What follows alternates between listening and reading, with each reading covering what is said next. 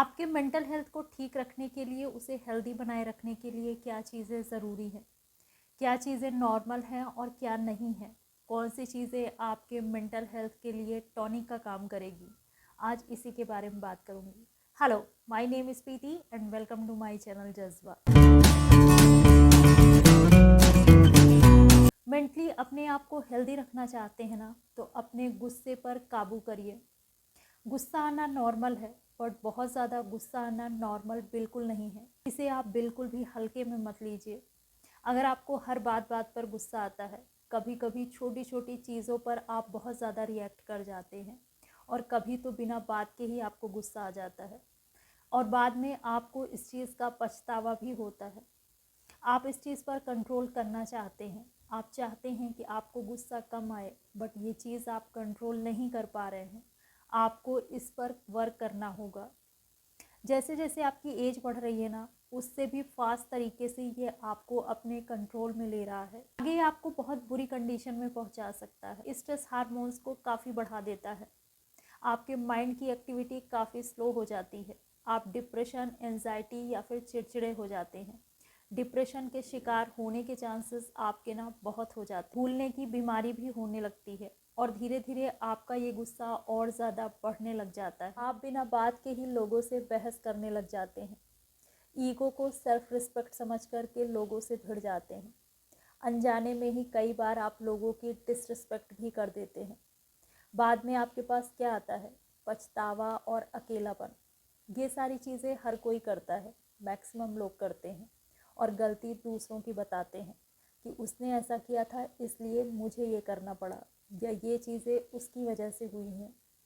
आपकी सबसे बड़ी गलती ये है ना कि आपने अपने स्ट्रेस लेवल को बढ़ाया, आपने अपने आप को फालतू की चीज़ों में इंगेज किया, आप दूसरों के भड़काने से भड़क गए, आप दूसरों की वजह से अपने बिहेवियर को चेंज किया, अपने मेंटल हेल्थ का ध्यान नहीं रखा, आपके लिए क्या ज़रूरी है इसे आपने नहीं समझा। यही आपकी गलती है और ये आपके मेंटल हेल्थ पर बुरा फ़र्क डालता है।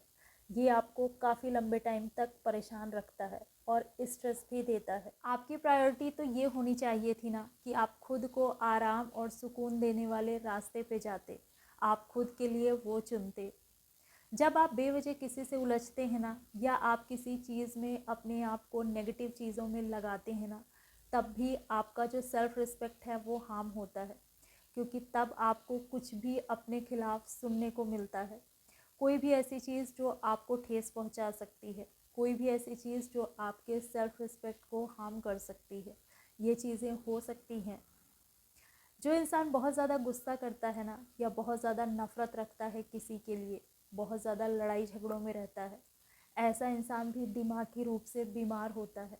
बट हम उस चीज़ को वैसा नहीं देखते हैं, बट ये सच है, क्योंकि एक नॉर्मल इंसान ये चीज़ें नहीं करता है। और अगर कोई बहुत ज़्यादा ये सब कर रहा है ना, तो ज़रूर उसके साथ कोई प्रॉब्लम है, ज़रूर वो अंदर से परेशान है, ज़रूर उसका मेंटल हेल्थ जो है वो कहीं ना कहीं डिस्टर्ब ज़रूर है। अगर आपका मूड सुबह ही ख़राब रहता है, अगर आप सुबह के टाइम ही अच्छा नहीं सोच पाते हैं, अच्छा फील नहीं कर पाते हैं, तो समझिए आपके साथ प्रॉब्लम ज़रूर है, या नहीं है तो आगे ज़रूर हो सकती है।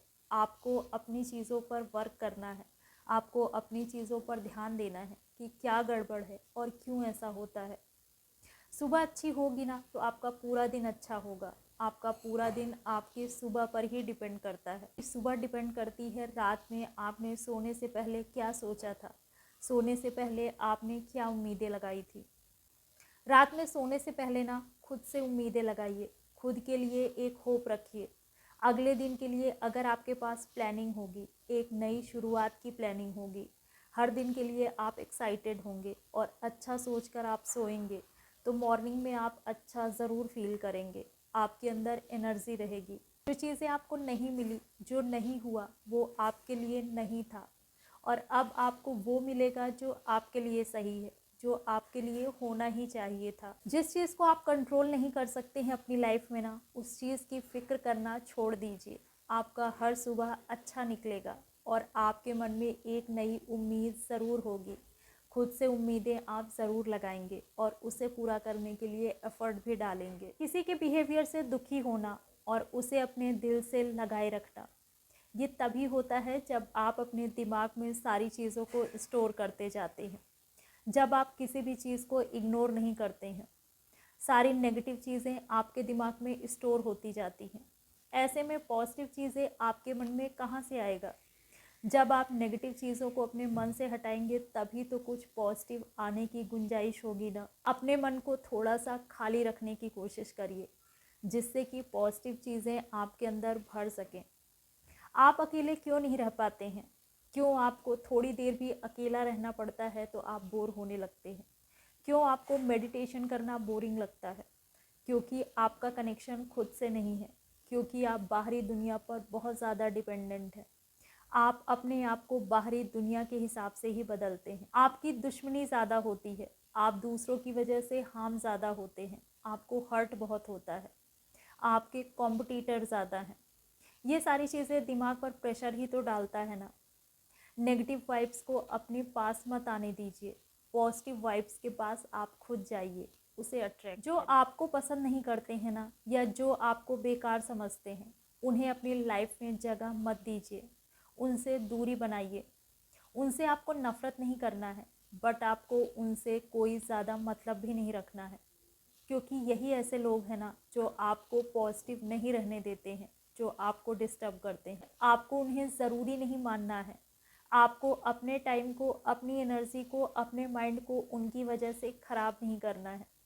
वो लोग पहले से ही डिस्टर्ब हैं, वो लोग पहले से ही सफ़र कर रहे हैं, तभी तो उनके अंदर इतनी नेगेटिविटी है।